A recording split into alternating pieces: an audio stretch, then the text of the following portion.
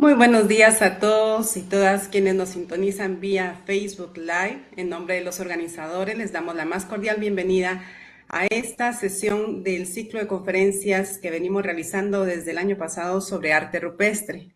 En esta ocasión, para la UNESCO es un verdadero gusto llevar a cabo esta conferencia sobre arte rupestre en la lista del Patrimonio Mundial.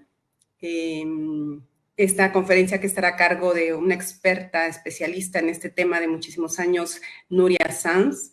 Y para iniciar, quiero contarles un poquito también sobre la UNESCO. La UNESCO fue creada en el año 1945, luego de la Segunda Guerra Mundial, con el objetivo de contribuir a la consolidación de la paz por medio de la educación, las ciencias, la cultura, la comunicación y la información.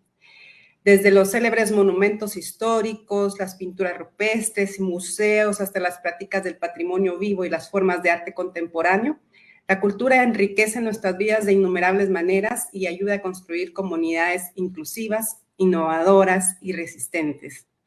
Proteger y salvaguardar el patrimonio cultural y natural del mundo y apoyar la creatividad y los sectores culturales dinámicos es fundamental para afrontar los retos de nuestro tiempo. La UNESCO está convencida de que ningún desarrollo puede ser sostenible sin un fuerte componente cultural. De hecho, solo un enfoque del desarrollo centrado en el ser humano y basado en el respeto mutuo y el diálogo abierto entre culturas puede conducir a una paz duradera. La Convención del Patrimonio Mundial, como todos sabemos, es del año 1972. Y las características más significativas es que enlaza en un solo documento los conceptos de conservación de la naturaleza y preservación de bienes culturales. La Convención reconoce la forma en que las personas interactúan con la naturaleza y la necesidad fundamental de preservar el equilibrio entre ambos.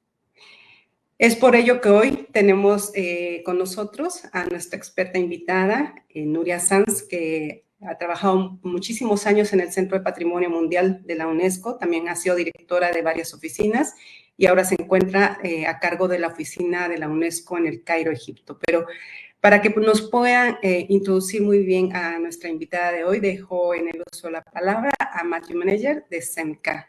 Muy buenos días y bienvenidos a todos.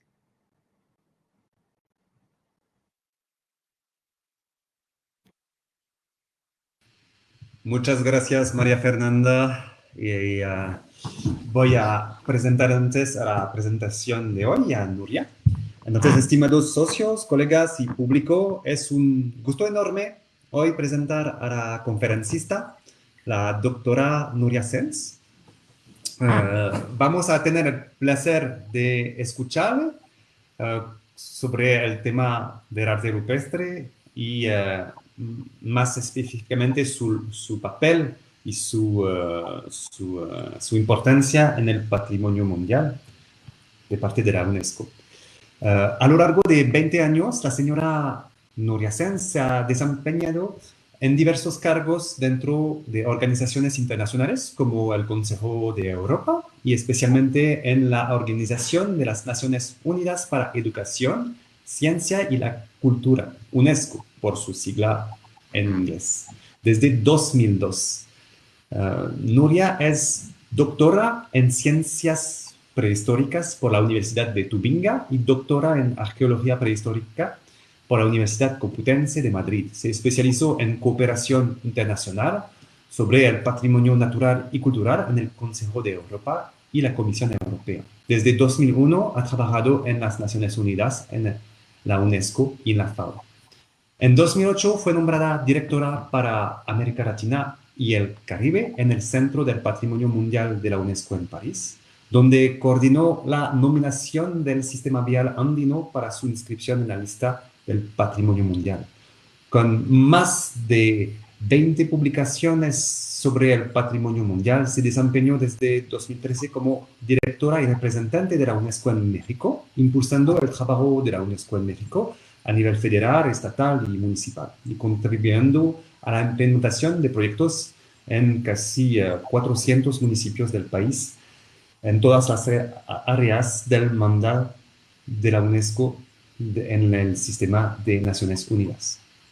Desde su creación en 2006, La señora ha sido responsable igualmente del desarrollo y ejecución del programa temático del Centro del Patrimonio Mundial, Evolución Humana, Adaptaciones, Migraciones y Desarrollos Sociales. Y es la persona clave de la UNESCO en los temas del arte rupestre. Fue coordinadora mundial del programa temático de la UNESCO sobre evolución humana, como decía. Entre 2019 y 2020 fue invitada a desarrollar un programa UNESCO-FAO sobre diversidad cultural y biología. Desde 2019 es jefa del grupo científico AED sobre esta evolución cultural humana en la Universidad de Tübingen y curadora de la colección de arte de la UNESCO en la sede de París. También es la directora de la Oficina Regional de la UNESCO para Egipto y Sudán. Así que es un real gusto de poder escuchar hoy a la doctora Nuria Sanz. Muchas gracias, Nuria, por estar con nosotros hoy, por compartir su conocimiento y entonces le dejo la palabra. Hasta. Muchas gracias. Buenas tardes con todas y todos. Es un placer. Lo primero que tengo que hacer es agradecer a mis compañeros, agradecer el interés de los participantes por esta manifestación extraordinaria que yo creo con la que todos estamos convencidos que es ni más ni menos que el arte rupestre mundial. Quiero también disculparme porque en fechas anteriores he sido invitada y he tenido que cancelar la presentación. Ustedes leen los periódicos y conocen la dificultad que está viviendo el Próximo Oriente y Egipto es el epicentro de dos terribles guerras y se imaginan que la labor de la UNESCO, aunque no somos una agencia humanitaria, pero sí somos la agencia que tenemos que presentar todos nuestros, digamos, no solamente la parte que tiene que ver con el desarrollo de las comunidades educativas, sino poder actuar en la emergencia.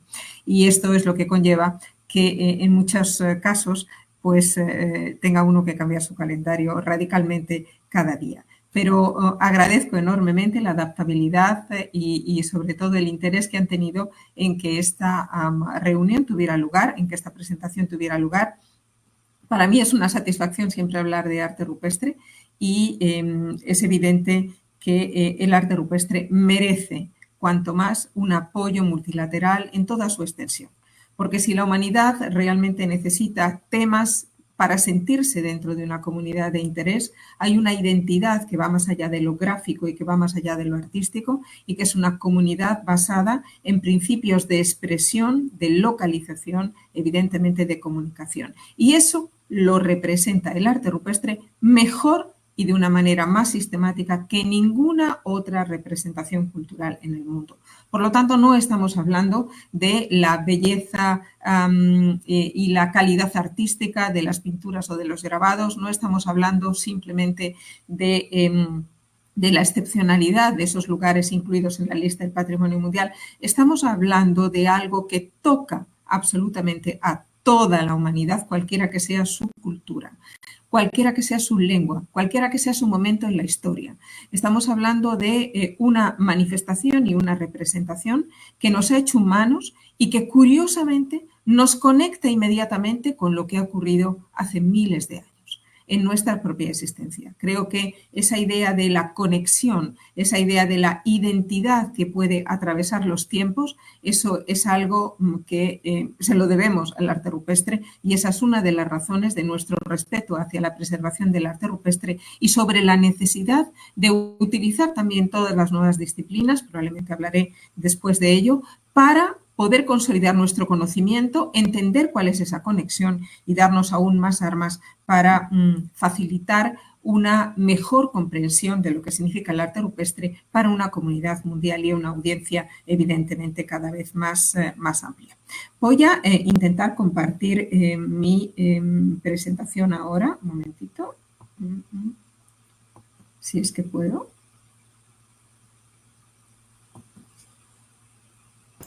Ya lo está haciendo Nuria, ya está compartiendo, solo es de poner su presentación. Sí, lo sé, pero ahora el teclado no me lo permite. Porque porque me sale una repetición de pantallas, no sé por qué. Un momentito, por favor. Minimice, ahí. Aquí. Bueno, ya salió. Ahora vuélvalo a hacer otra vez. Ahora.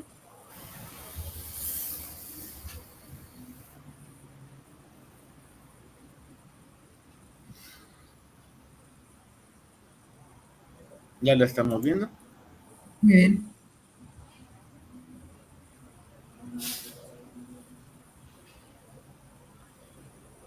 ¿Pueden ver la presentación? Sí, ya la vemos.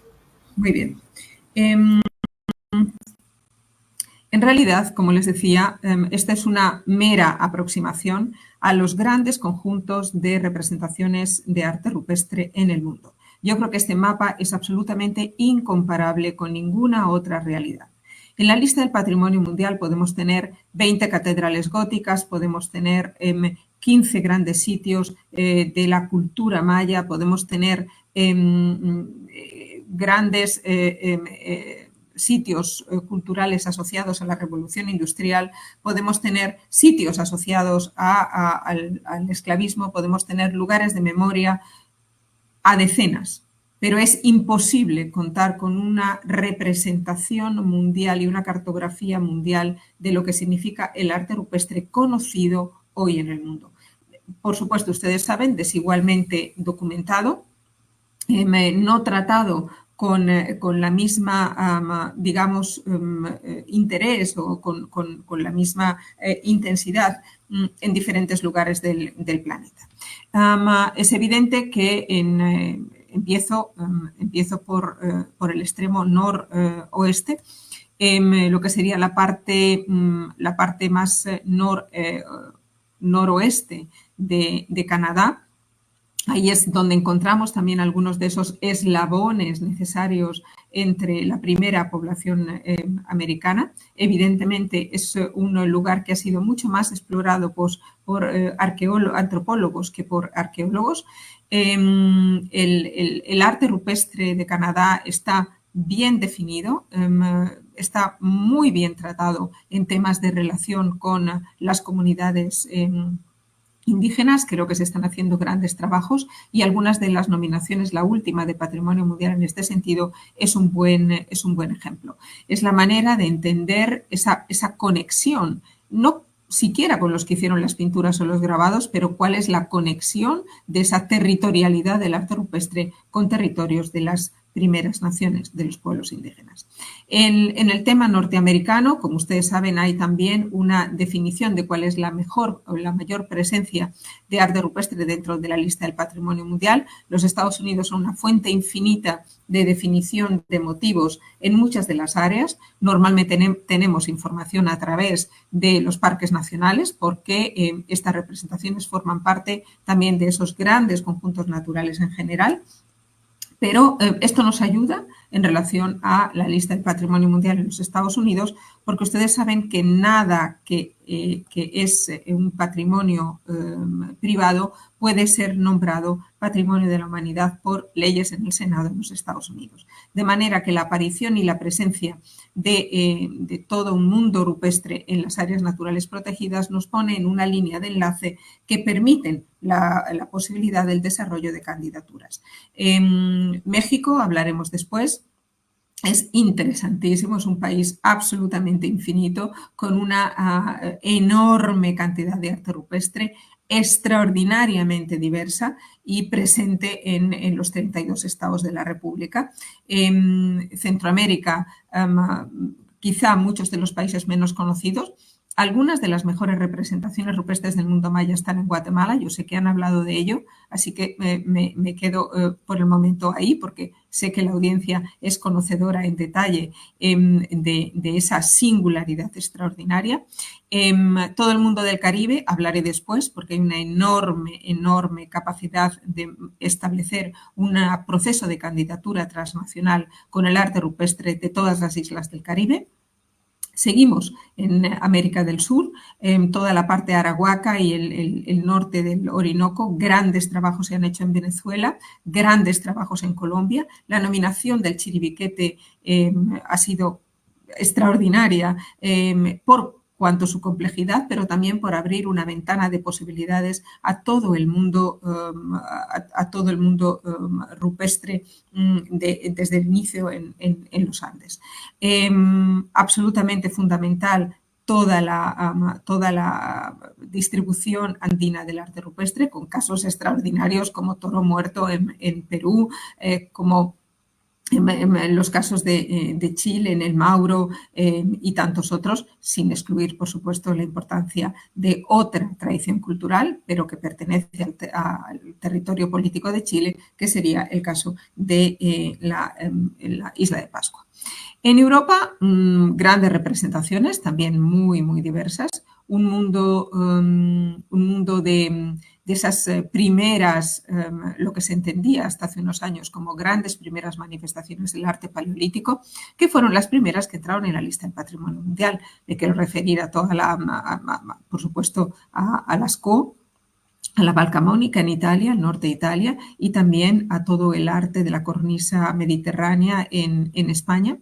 Pero es evidente también que los países nórdicos tuvieron su papel en Alta, Noruega, en Tanum, en Suecia, digamos, son grandes conjuntos muy, muy distintos, pero muy bien representados. Aún nos falta mucho para incluir arte griego, para incluir Bulgaria, ya está incluyendo en su lista tentativa algunas manifestaciones. En el caso de África, África es el continente que más sitios de patrimonio mundial ha inscrito en los últimos 20 años. Creo que la inspiración del mundo sudafricano y la inspiración del Centro de los Orígenes y de algunas de las corrientes más prominentes de catalogación internacional de arte rupestre africano, pues han dado lugar a muchas nominaciones que después veremos, pero resulta absolutamente evidente el poder y la calidad de los estudios en el caso de Sudáfrica, en el caso de Malawi. Nos faltan aún muchos intentos muchos más sistemáticos en el caso de Tanzania, tenemos Kondoa, pero nos falta muchísimo más. El arco norteafricano también dio sus primeros lugares en la lista, el caso del Tassili de Alger, el Tadrat de Akakush, y ahora es cuando estamos también desarrollando una nueva lectura en países como Sudán y Etiopía, y hablaré de ello después. El Cuerno de África, con enormes posibilidades. Sin duda alguna, Djibouti, Eritrea y Etiopía son tres grandes países y son una comunidad gráfica. Evidentemente también en el caso de la península arábiga, las dos últimas nominaciones de Arabia Saudita son nominaciones de arte rupestre, extraordinariamente bien preparadas, con una capacidad científica exhaustiva y bueno, todo Asia Central hasta llegar a India. Conocen ustedes toda la transición de motivos, las grandes representaciones sobre los primeros avances neolíticos, las representaciones de la domesticación del caballo a través del arte rupestre, el enorme territorio de Rusia que ya está empezando a dar sus frutos y que, bueno, esperemos que la cooperación internacional científica en Rusia pueda llegar a su nivel de velocidad de crucero en los próximos años, una vez que la guerra haya acabado, porque realmente las posibilidades de Rusia, de Siberia, son extraordinarias. China es un país, un enorme país, casi un país de carácter continental, que ha comenzado, quizás el país que más está invirtiendo en prehistoria en los últimos años, donde el arte rupestre está reflejado, y acaban de inscribir en la lista del Patrimonio Mundial 3 grandes sitios, y probablemente mientras estamos hablando ahora en el Comité de Patrimonio Mundial van a ocurrir también algunas nuevas nominaciones. Es evidente que Australia es el continente del arte rupestre. Del arte rupestre en su condición y en una escala casi originaria. Yo creo que esto es algo muy importante. Arte rupestre en otros lugares del mundo, pues no voy a decir que en todos está contaminado por un mundo que ha crecido y es un mundo industrial. Pero realmente en Australia todavía nos quedan las concentraciones originarias de miles de años que han sido lugares recurrentes de ocurrencias de patrimonio rupestre. Arnhem Land toda la zona de Darwin, el Kimberley y toda esa costa oeste de Australia. Ahora mismo acaban de presentar algunos de los lugares extraordinarios que van a formar parte de la lista del Patrimonio Mundial muy brevemente. He estado participando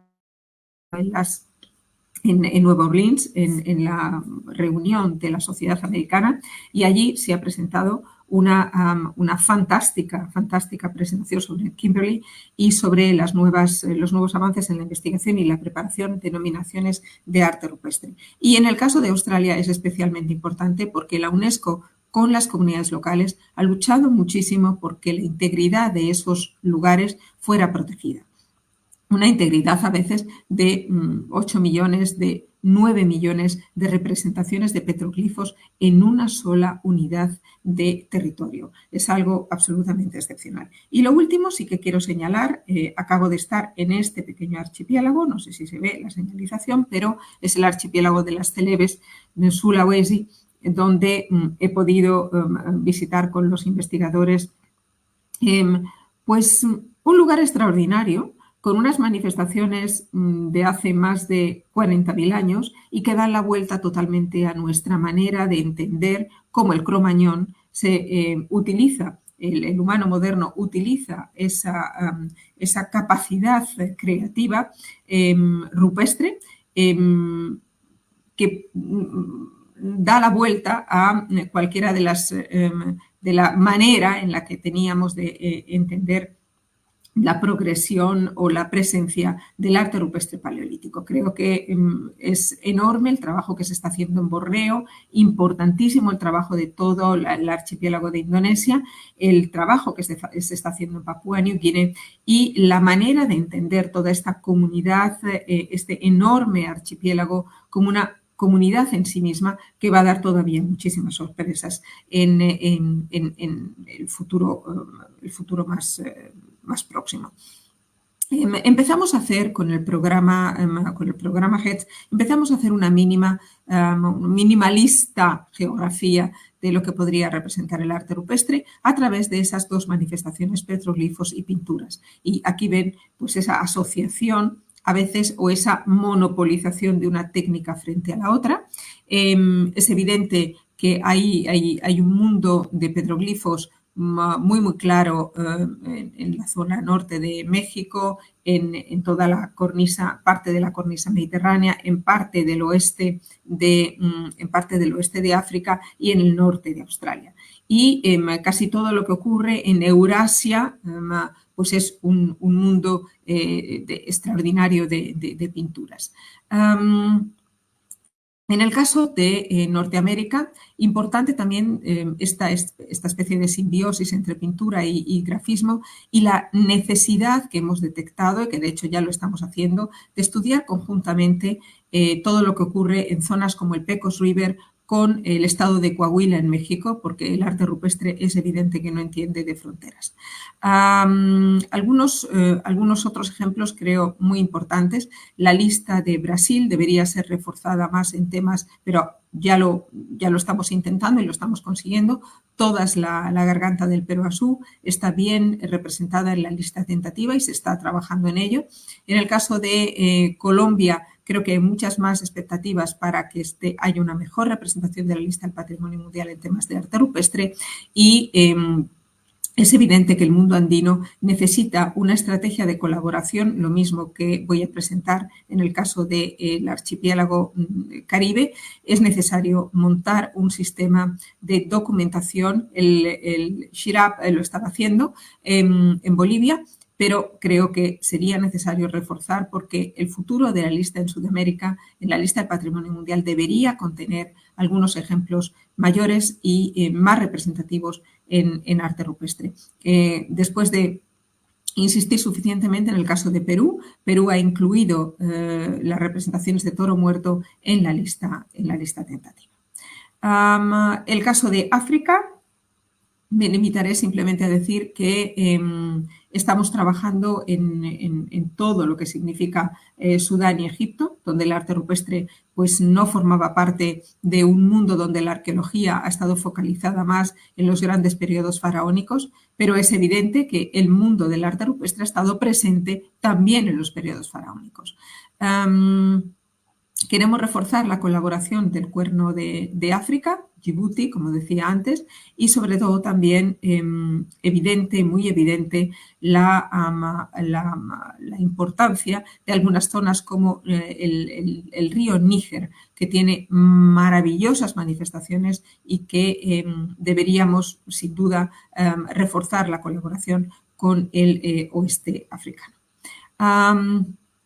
Toda la parte central de Eurasia, ya ven, o sea, es un mundo totalmente infinito y eso es lo que conocemos, imagínense lo que ignoramos.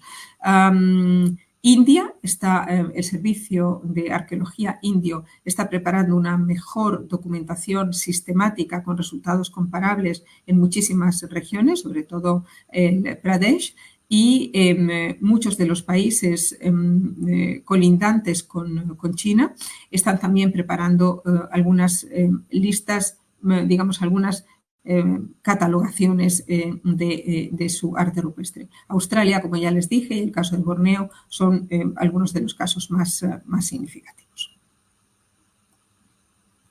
Cuando en el año 2009 intentamos establecer un programa específico sobre la prehistoria, el arte rupestre formaba parte de este programa. El programa se llamaba HETS, empieza en el año 2009 porque evidentemente identificamos una ausencia de sitios del Pleistoceno, sitios que explicaban nuestra primera diversidad cultural, puesto que había solamente algunos en África relacionados con la evolución humana, sitios paleoantropológicos y algunos sitios de arte rupestre, pero realmente eso necesitaba un magma, necesitaba una forma de pensamiento. Y lo que se me ocurrió fue, en ese momento, empezar con una consulta de expertos. Hoy en día el programa HETS se sigue teniendo más de 250 expertos asociados a esta iniciativa. Y lo que se me ocurrió fue organizar reuniones continentales de manera que los expertos nos ayudaran a identificar y a cartografiar las posibilidades de poder incluir en la lista nuevos sitios. Y con ello es evidente que también se incluyeron sitios que estaban directamente relacionados con el arte rupestre. La primera reunión tuvo lugar en el año 2009 en Sudáfrica. Y aquí tienen pues algunos de los más grandes, estaba feliz de encontrar en todo este grupo algunos de los más grandes expertos mundiales que se juntaron en esta iniciativa para realmente levantar la bandera del arte rupestre en la lista del patrimonio mundial. Fue una reunión definitivamente fundamental en la orientación que dimos al programa y en la manera en la que fuimos a buscar después continente por continente tanto la ayuda académica como el interés gubernamental para poder identificar sitios que empezaran a formar parte de la lista tentativa de los países. Sí, este es el mapa mundi de algunas de las representaciones más interesantes de arte rupestre. Casi todas están asociadas en la historia de la lista del patrimonio mundial evidentemente a sitios culturales.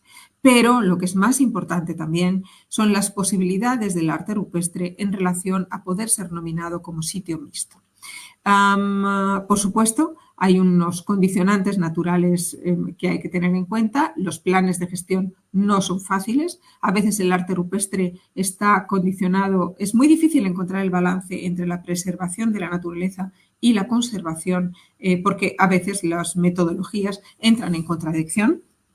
En algunos de los casos es cuando hay que cambiar el régimen de un río por problemas de crecida, bueno, pero a lo mejor el régimen del río dentro de un sitio natural protegido puede afectar evidentemente a los parámetros de temperatura y humedad con los que se conserva mejor un sitio de arte rupestre en el mismo lugar. De manera que no todo es demasiado fácil. Sin embargo, aquí tienen algunos de los sitios más interesantes, más importantes de la lista del patrimonio mundial. Hay que empezar por el año 79. En el año 79, Valcamonica y todas las cuevas francesas se incluyen en la lista del Patrimonio Mundial, pero a partir de ahí, digamos, hay como una especie de extrapolación en Europa que dura los primeros 10 años de la lista y después principalmente es África. El resto de los países, en general, han incluido sus sitios de Patrimonio Mundial en los últimos 10 años, yo diría. Interesante ver cómo los sitios de arte rupestre han sido inscritos. ¿Cuáles han sido los criterios?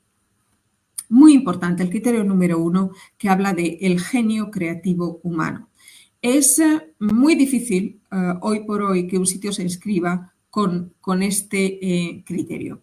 ICOMOS en general empieza a descartar el criterio cuando se trata de lugares arqueológicos en general, pero sí que es verdad que en los lugares de arte rupestre el criterio número 1 sigue teniendo un valor absolutamente excepcional. Como excepcional en el sentido de que muchos otros sitios culturales no han podido justificar su valor universal excepcional con el criterio 1, mientras que el criterio 1 para el arte rupestre es un criterio que sigue funcionando. En el caso más específico del criterio número 3, saben que tiene que ver con el testimonio, y esto es muy importante, con el testimonio de tradiciones culturales que hayan desaparecido o que sigan existiendo. Entonces, es evidente, esa relación está muy bien concatenada y muy bien representada por el arte rupestre y es por eso que esta categoría sigue siendo una categoría muy excepcional. Y también el criterio 6, porque voy a mostrar algunos casos en los que todo el patrimonio intangible, la oralidad, la relación y la concatenación de usos de los sitios de arte rupestre con tradiciones contemporáneas son excepcionales y eso es realmente lo que permite al criterio 6 estar muy bien representado y justificado cuando se habla de arte rupestre. En los casos de la lista tentativa tenemos 59 casos en la lista tentativa y aquí tienen un poco cuál sería también digamos, la prospectiva. La prospectiva, criterio número 1 para muchos de ellos, criterio número 2, importante, y muchos de ellos, como ven, han crecido desde el criterio 7 al criterio 10 las secciones, porque muchos de los sitios que están en la lista tentativa se presentan presumiblemente como sitios de carácter mixto. Y esto también es una característica muy interesante. Si hacemos un análisis de cómo la lista del Patrimonio Mundial ha tenido algunas condiciones diferenciales cuando hablamos de continentes, pues es evidente que para el criterio número 1, pues por supuesto, Lascaux, Valcamonica, todas las primeras nominaciones, Altamira, fueron consideradas como ese gran genio creativo humano, ¿no? Subrayando la mayor expresividad y la mayor calidad gráfica de las expresiones, más que culturales o más que testimoniales, pero sobre todo la calidad gráfica. En el caso del criterio 3, como les decía, África es la que gana por esa asociación entre una cultura, que es una cultura histórica o arqueológica, pero que sigue teniendo una vida dentro de la contemporaneidad de la comunidad que la visita o que la ritualiza. Importante en el criterio 6, todo lo que también tiene que ver con África. Creo que estas son características que vamos a ver a lo largo de la presentación y que están aquí sistematizadas en este diagrama. Algunas de las cosas que más, una de las cuestiones, una de esos entry points que más nos llama la atención es la recurrencia de los motivos.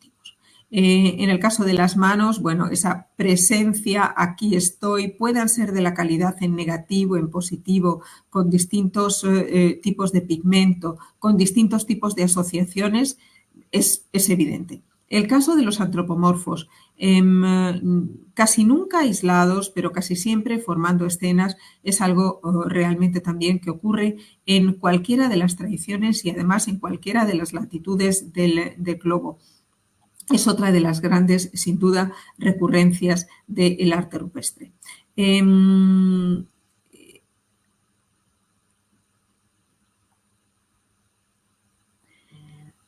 Y son esas recurrencias sobre las que se han basado en la mayoría de los casos los estudios de carácter comparativo. Veamos continente por continente. Este es el continente africano y algunas de las calidades de los motivos. Lo que llama la atención, además de esas algunas de las recurrencias es también toda esa enorme diversidad. El mundo de arte rupestre es un mundo de extraordinaria recurrencia y dentro de la recurrencia extraordinaria diversidad de motivos. El caso de Etiopía, Mauritania, Morocco, muy importante las representaciones de Morocco o las representaciones del Tassil y de todo el norte de África en relación a el arte climático, toda esa fauna que sin duda ya no existe por motivos de carácter climático. El caso de Lesoto, que se unió a Sudáfrica, los Drakensberg, pero el caso de Gabón, para el que tenemos también no toda la evidencia que queremos. Bueno, ya ven ustedes que África es un mosaico, pero que no envidia a otros continentes. Namibia cuenta con probablemente algunos de los centros de investigación que empezaron con una tradición germánica y que han seguido con una tradición inglesa también, pero unos lugares absolutamente extraordinarios. Hay 2 nominaciones en preparación. Creo que es muy, muy, muy importante que aprendamos aún más de todos los sistemas de documentación en el caso de Namibia. La Universidad de Colonia ha publicado aproximadamente, pues yo creo que 10 volúmenes. La calidad gráfica y la calidad académica de la documentación del arte rupestre debería de ser un estándar para todos los sitios que se inscriben en la lista del patrimonio mundial. En el caso de Sudán, algunos de los lugares, por ejemplo, pertenece a Wadi Howard. Sudán es un país enorme.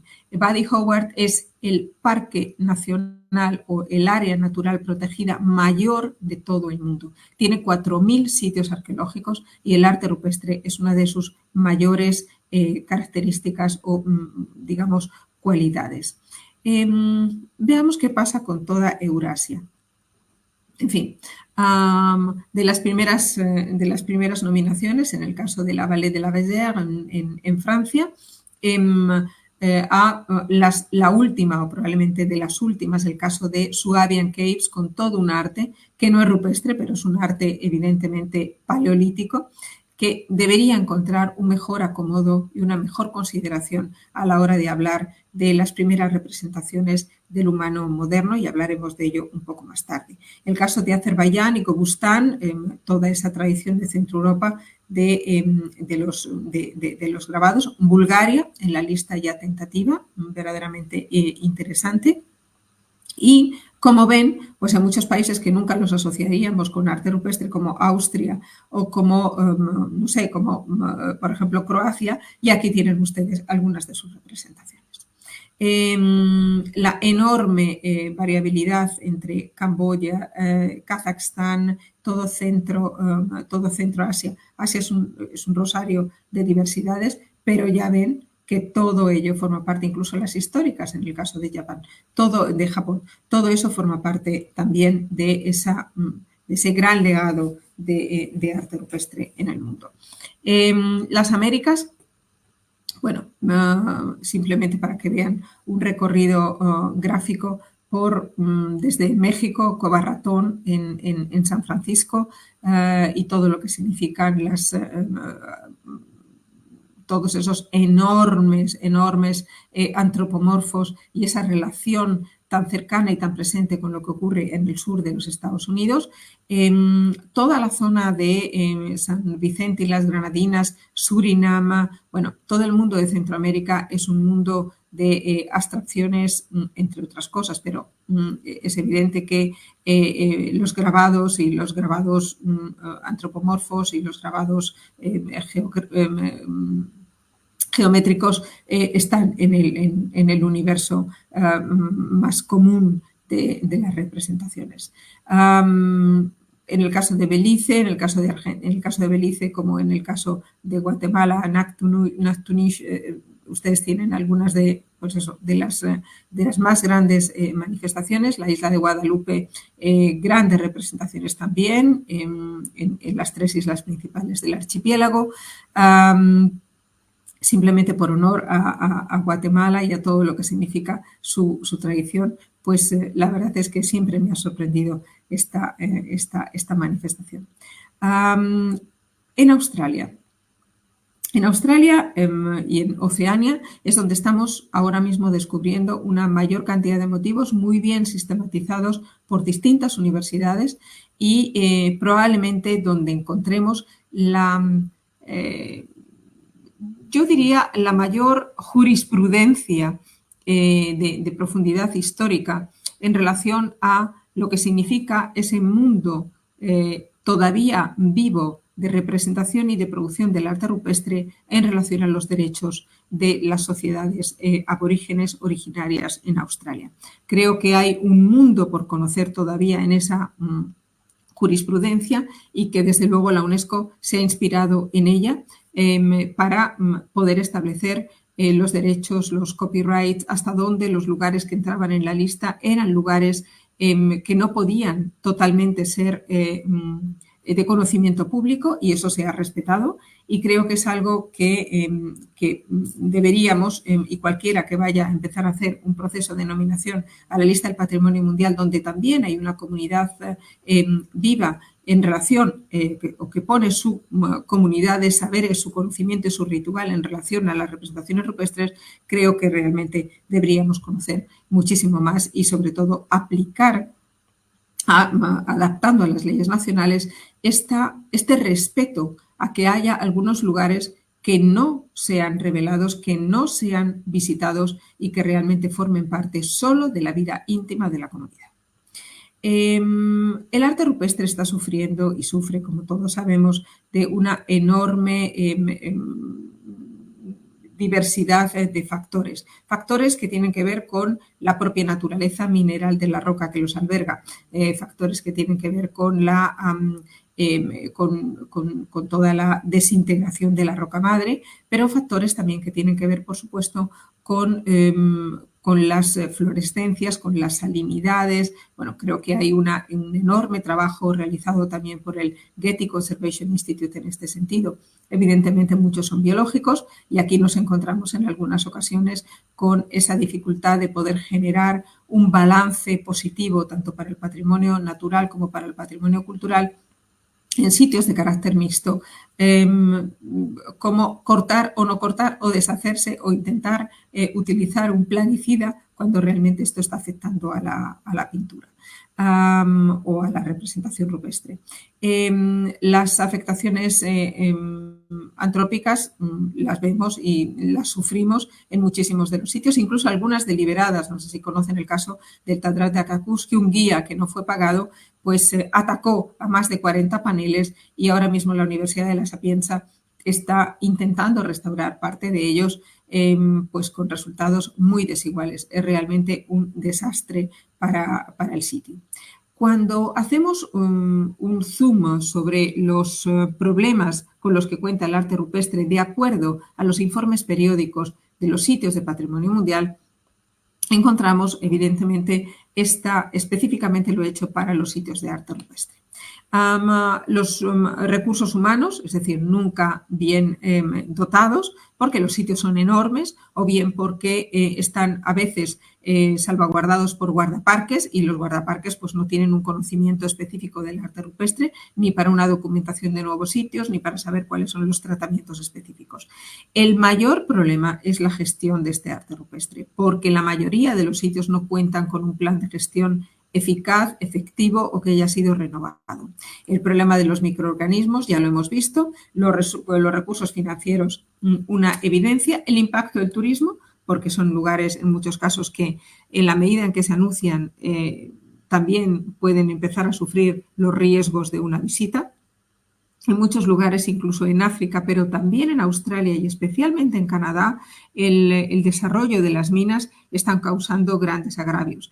Y agravios también colaterales cuando el país se decide a no incluir sitios absolutamente extraordinarios porque también forman parte de la agenda industrial del país y son sitios donde el arte rupestre vendrá destruido o afectado porque lo que prevalece a nivel nacional es la exploración y la explotación minera de los territorios. Legal Framework, creo que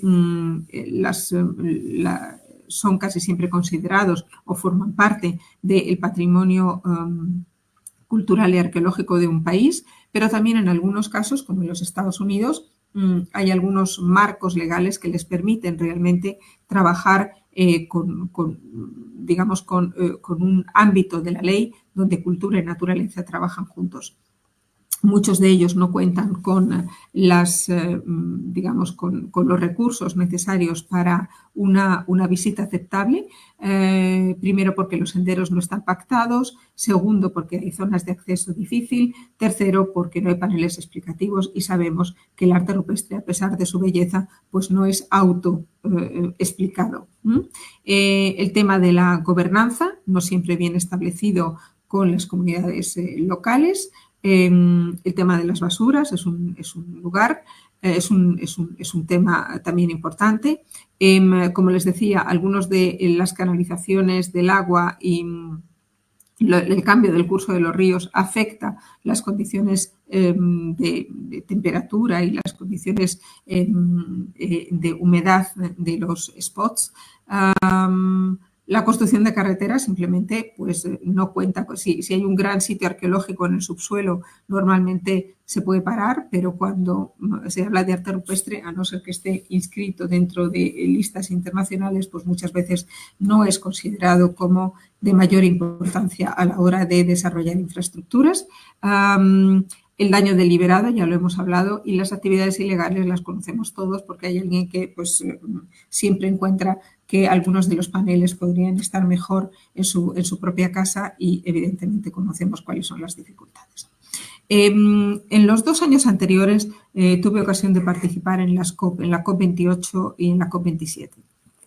Y llevamos adelante algunas importantes manifestaciones, sobre todo para que el mundo entendiera que el cambio climático pues, afecta de manera muy importante a muchos de los sitios culturales, pero afecta especialmente también a los sitios de arte rupestre. Y hemos conseguido que en la COP28 haya una ratificación de 22 países a favor de políticas específicas sobre patrimonio cultural y cambio climático. Porque en más de 20 años, estas COPs habían reunido pues, a todos los especialistas de arte, del mundo natural, de preservación de ambientes naturales y como si todo fuera un área natural protegida en el mundo y ver cuáles son las dificultades de seguir manteniendo un determinado número de especies. Y realmente en las COP nunca se había hablado de patrimonio cultural. Aquí les traigo un caso que tiene que ver específicamente con tratamientos que se están dando en el caso de los países escandinavos por las distintas formas de afectación en relación a heladas, nevadas y los tiempos de permanencia.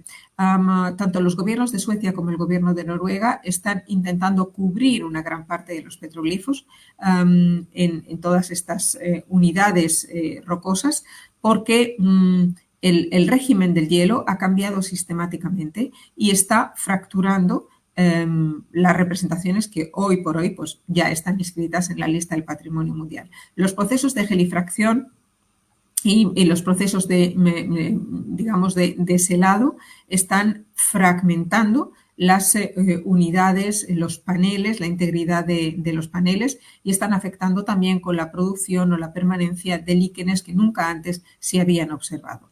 De manera que aquí tienen algunas de las maneras en las que el mundo nórdico está intentando cubrir, reparar, estudiar y minimizar el efecto del cambiamiento climático.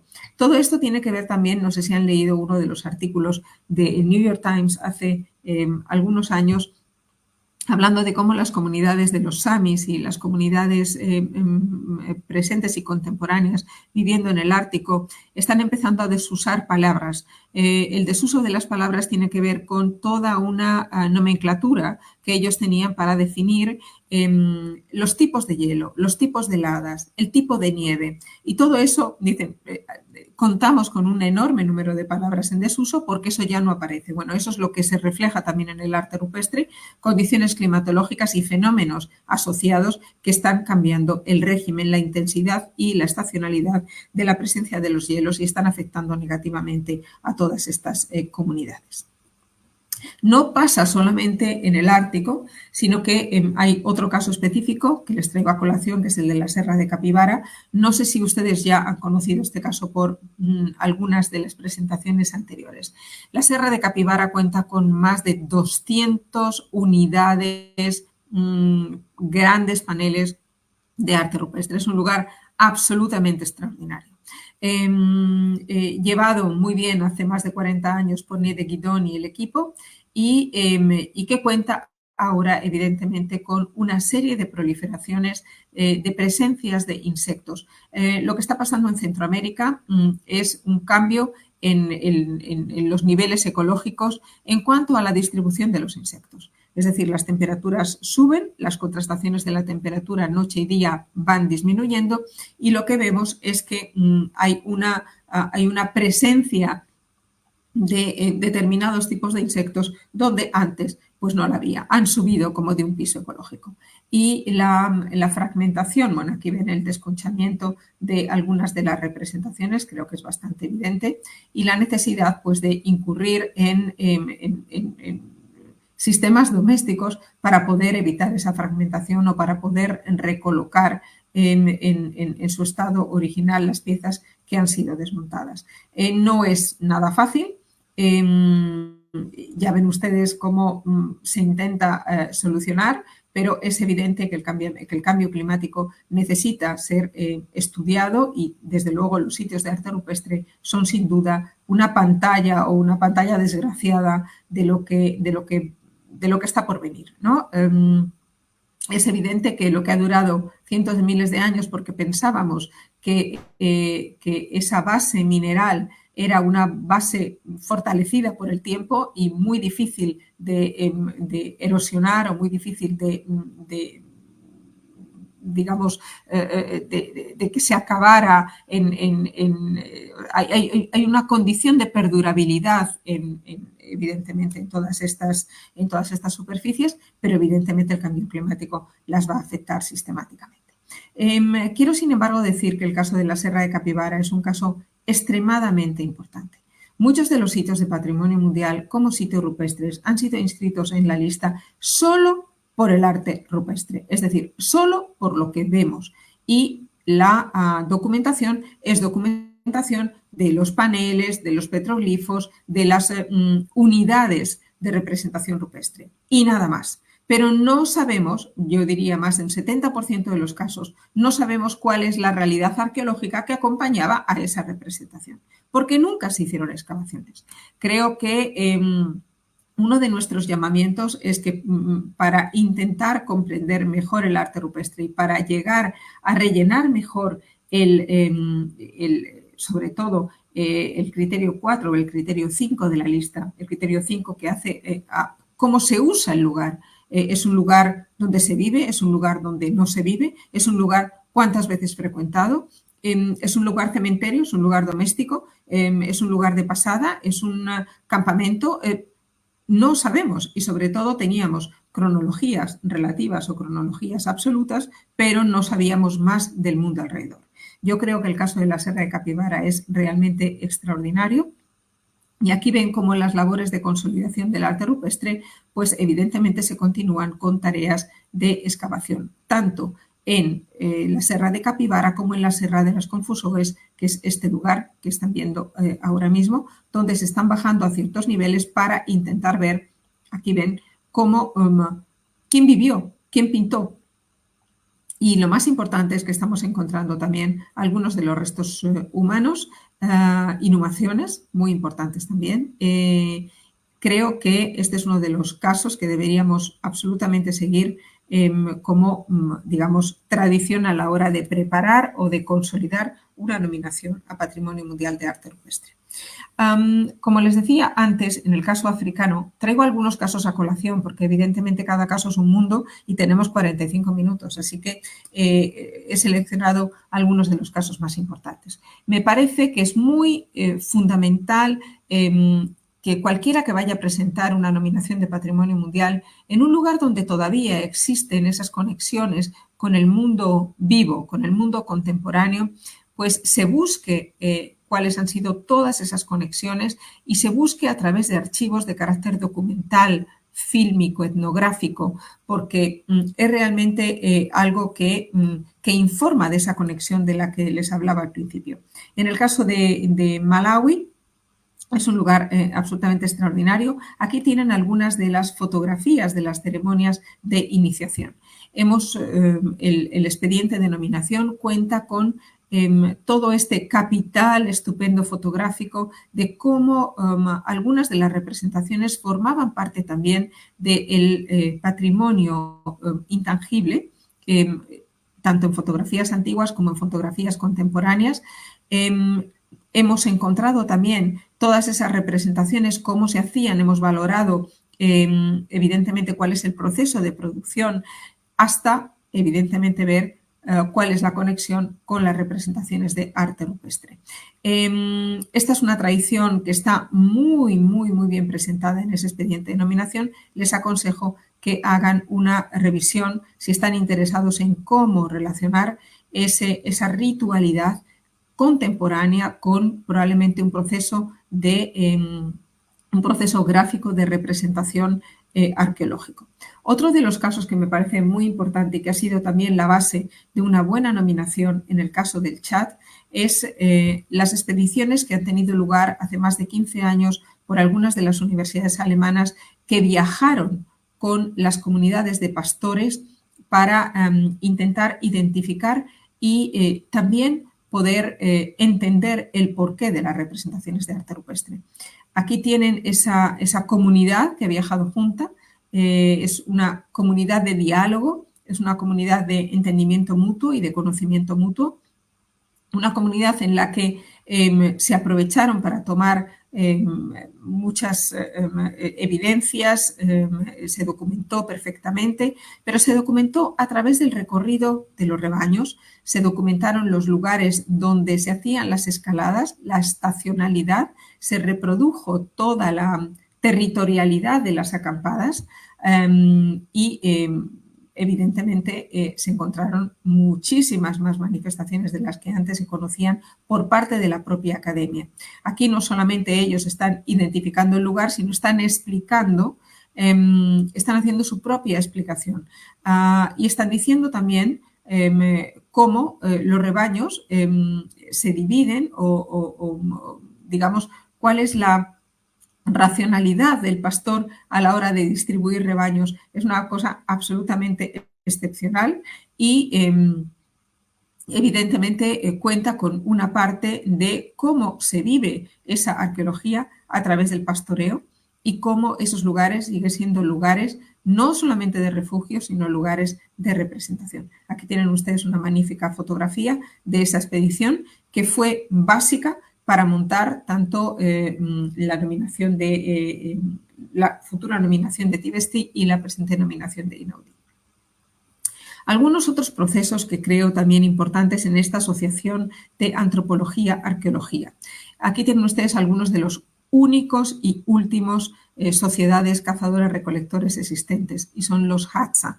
Y muchos dirían que los Hadza no tienen o no hacen representaciones de arte rupestre, pero sí hacen representaciones de arte rupestre y pero son por ahora de carácter más o menos secreto y hay un proceso en marcha de, sobre todo hay dos universidades que están trabajando con los comunidades Hadza porque dependen del rito de iniciación. No son grandes representaciones, pero sí hay representaciones y aquí tenemos una de las únicas comunidades que sí que nos puede contar cómo se relaciona su vida con la manera de hacer una representación rupestre. El mundo, esta es otra nominación que les aconsejo porque es como la imposibilidad de delimitar un sitio arqueológico. El lugar Slakomani en Sudáfrica fue inscrito en la lista del Patrimonio Mundial, cuenta con una gran vocación de colaboración con los jóvenes guardaparques. Aquí tienen a la señora Deacon, Jen Deacon, con quien he tenido el gusto de trabajar muchísimos años. Ella ha formado escuelas de jóvenes guardianes del patrimonio, pero explicándoles piedra por piedra cada una de las manifestaciones y el porqué y las lecciones comparativas y realmente se ha hecho un trabajo absolutamente extraordinario también con los healers, con esas conexiones con ese mundo. Lo mismo se repitió en Zambia. Lo mismo se repitió en Sodilo Hills, en Botswana. La verdad es que creo que en Sudáfrica, con la señora Deacon, con el Centro de los Orígenes de la Universidad de Johannesburgo, la Universidad de Wien en Johannesburgo, han hecho un trabajo excepcional, está a disposición de todos ustedes y creo que debemos inspirarnos en todo lo que ha representado. Otro de los lugares que a mí me ha parecido fundamental en la historia del arte rupestre en la lista del Patrimonio Mundial son los Drakensberg, y por eso llevé la reunión internacional allí, porque cuentan con una tradición absolutamente importante. En los últimos años hemos conseguido que toda la zona de Lesoto, todas las manifestaciones de Lesoto se unieran a la nominación originaria, y la verdad es que tenemos una documentación única. Y aquí quiero hacer un hincapié en la necesidad de recuperar de la misma manera y con la misma atención que recuperamos o que intentamos conservar el lugar en sí, intentar conservar todos los archivos asociados. En el Centro de los Orígenes en Sudáfrica esto ha sido una condición sine qua non. Desde el Abad Brel, desde los años 30 y 40, todas las copias de las pinturas, todos los calcos de las pinturas, la necesidad de incluir en el expediente de nominación todo y cuanto ha representado la evolución de la representación de la representación. Yo acabo de estar hace unos meses en el Centro Frobenius en Alemania, porque Frobenius es uno de los grandes, sin duda, especialistas en el arte rupestre africano, y es evidente que ellos están guardando una memoria absolutamente fundamental, muchas veces criticada, porque todo el mundo decía, no, aquí hay más representación artística que realmente de lo que se trata el arte rupestre, es decir, el pintor repinta y reinventa, pero es absolutamente fundamental que contemos con esto, con todos estos registros, porque el cambio climático, porque la evolución y la pérdida nos van a dejar sin todas estas manifestaciones. Por lo tanto, es también un llamamiento a que cada vez que se hace una nominación de arte rupestre se intente buscar, hasta en fotografías de carácter familiar, en los archivos nacionales, en las hemerotecas, todo y cuanto hace referencia a ese mundo. Buscar también en los archivos de las universidades que han estado trabajando y que no son siempre las universidades nacionales, pero creo que es absolutamente fundamental guardar todas estas evidencias porque es una medida no solamente documental, sino también informativa para todo, para graduar la pérdida del arte rupestre y verdaderamente para alarmar a la comunidad internacional de todo lo que tenemos que acelerar en el proceso urgente, ultra urgente de documentar el arte rupestre, sea o no sea patrimonio mundial alguna vez en la vida. La asociación todavía, el discurso, el diálogo con las comunidades locales es absolutamente fundamental y necesitamos también instrumentos para sistematizar archivos de carácter oral de todas estas representaciones. Han visto ustedes antes lo de los pastores, aquí tenemos a otras comunidades asociadas a los Drakensberg. Es absolutamente importante tener también archivos de oralidad. Otra de las cuestiones que creo fundamentales también en el caso de Latinoamérica, en el caso de Norteamérica, con México, aprendimos mucho de la nominación de Mapungubwe en Sudáfrica, porque el caso de Mapungubwe, que tiene manifestaciones extraordinarias, pero tiene manifestaciones extraordinarias que se comunican no solamente, o sea, que son iguales en Zimbabue y en Botswana. Esta sería toda la cartografía de esos tres países. Y solamente en un primer momento el caso de Sudáfrica es el que se mostró más interesado en preparar la nominación a Patrimonio Mundial. Sin embargo, lo que se hizo en ese momento es contar también con dos cartas oficiales de los presidentes de los otros dos países diciendo que se comprometían al menos a tener presente que algún día sus lugares pudieran formar parte de una extensión al sitio de Mapungubwe y se comprometieron a desarrollar los proyectos de documentación parejos a lo que se había hecho en el caso sudafricano, de manera que la investigación y los resultados fueran comparables. Y creo que esta es una buena práctica que debería de organizarse en algunos lugares, por ejemplo, Cueva de las Manos en Argentina está extendiéndose también hacia otros lugares en Argentina, pero algunos lugares en Chile. Creo que es importante que esta práctica pudiera ser tenida en cuenta. En el caso de los países árabes, en las primeras nominaciones, el Tassili de ayer, importantísimo, comunidades nómadas, comunidades tuareg, la fauna que necesitaba otro tipo, evidentemente, de condiciones hídricas que no son las de ahora, pero también toda esa cartografía, ¿no? También muy antigua. Estos son los mapas que contamos, con los que cuentan los expedientes de nominación tan antiguos. Ahora es evidente que todo esto tiene que ser actualizado. Como pueden imaginarse, todos los problemas con Libia, un lugar de una guerra permanente en este momento, no siempre silenciada, pues no les permite actualizar todos estos expedientes. Sin embargo, estamos creando nuevas comunidades de interés en países árabes, como en el caso de Arabia Saudita. Ustedes saben también que en los países árabes, pues todo lo que es prehistoria, todo lo que es anterior al profeta, pues no cuenta siempre con el mismo interés a la hora de poder definir temas de identidad cultural nacionales. Sin embargo, en el caso de Arabia Saudita, con el apoyo de distintas universidades internacionales, hemos conseguido desarrollar proyectos de documentación de arte rupestre interesantísimos, con las mejores metodologías. Hemos hecho también una documentación completa de lo que sería el paso y la transición de todo el mundo ideográfico, iconográfico, al mundo alfabético, y toda esta transición se ve en la península arábiga. Por supuesto, estas son las nominaciones que van acompañadas de todo tipo de cronología. Esto es algo totalmente único, pero para que vean cómo estamos progresando en el nivel científico. Y creo que el programa HEADS fue fundamental para ello. Todo lo que era más allá de lo bonito, lo extraordinario, lo gráficamente único, pues poder hacer de ello también un patrimonio científico del arte rupestre. Y creo que esto es otra de las cuestiones más importantes del programa y lo estamos consiguiendo en los últimos 5 años. Algunos casos importantes, yo creo que ustedes ya han conocido el caso de la Vallée de la Vézère y de los sitios prehistóricos. Importantísimo lugar, 1979, primera vez que la Cueva de Lascaux y todas las cuevas asociadas entran en la lista del Patrimonio Mundial. Fue el primer año que inauguró la lista del Patrimonio de la historia de la Convención del 72.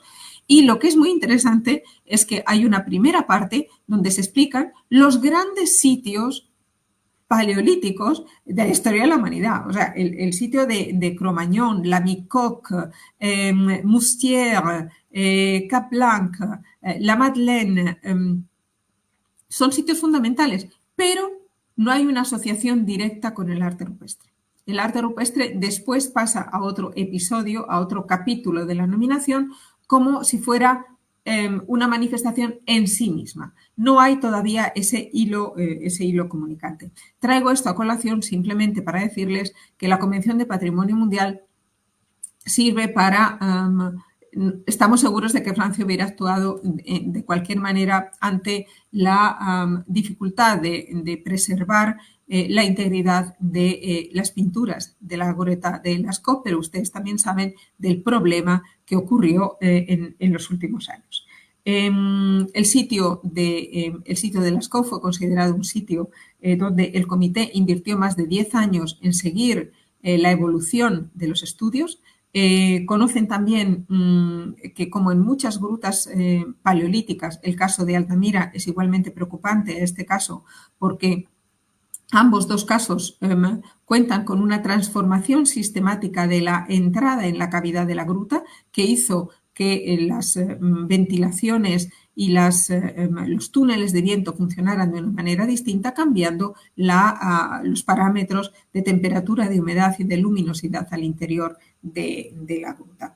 En el año 2001 comienzan los trabajos de cambio del sistema de aireación y se sufren las consecuencias. En las consecuencias fue una contaminación y una proliferación de muchísimos líquenes y de proliferación de bacterias que evidentemente alarmaron a la comunidad internacional y Francia inmediatamente nombra un comité de expertos de análisis y de seguimiento.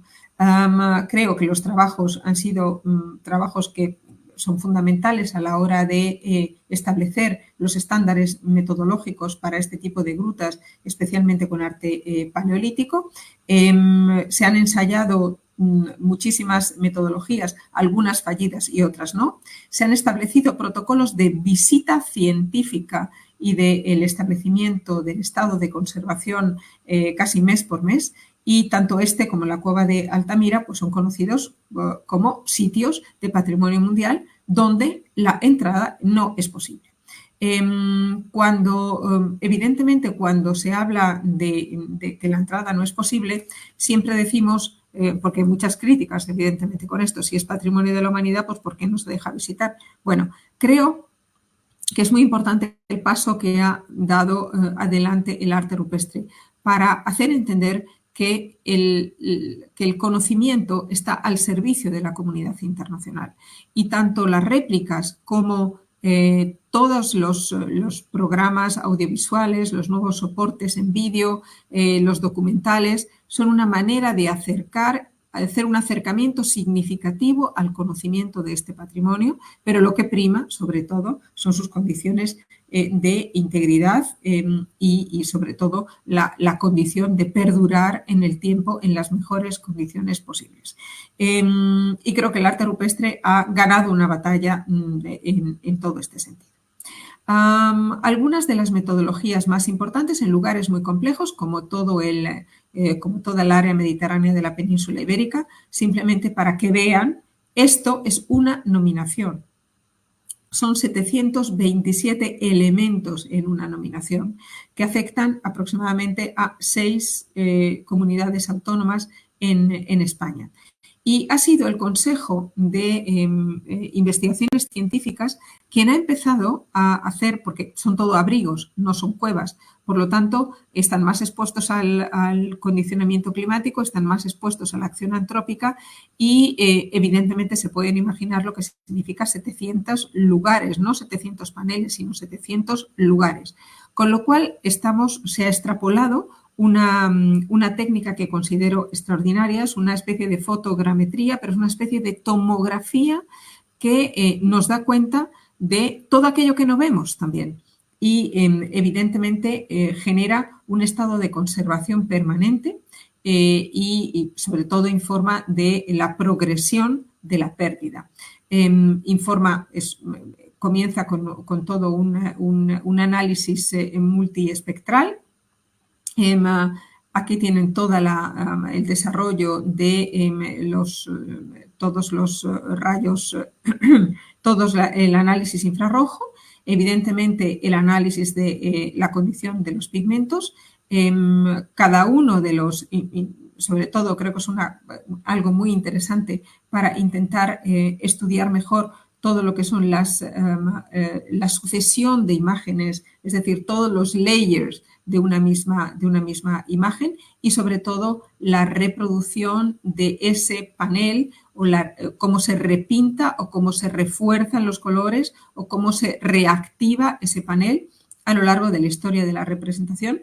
Creo que verdaderamente se está haciendo, ahora mismo se acaba de ganar un proyecto de la Unión Europea para poder desarrollarlo en su mayor magnitud, pero creo que es algo realmente muy importante y muy prometedor. En el caso de paso más deprisa, el área de Namibia ya la conoce, ya he hablado de ello. Sitios en Níger, que estamos estudiando ahora, fantásticos lugares de acceso muy difícil y gracias a la documentación de Tara en África, que es una ONG especializada en el desarrollo de grandes, de un patrimonio fotográfico importante. Fue Kofi Annan, el secretario general de Naciones Unidas, que apoyó esta iniciativa. Muchos otros lugares en Sudáfrica importantes, importancia igual en todo el desierto del Negev, lugares que ahora pues evidentemente no podemos acceder. En Mount Carcoma ha sido uno de los lugares más estudiados, pero ahora mismo imposible de acceso.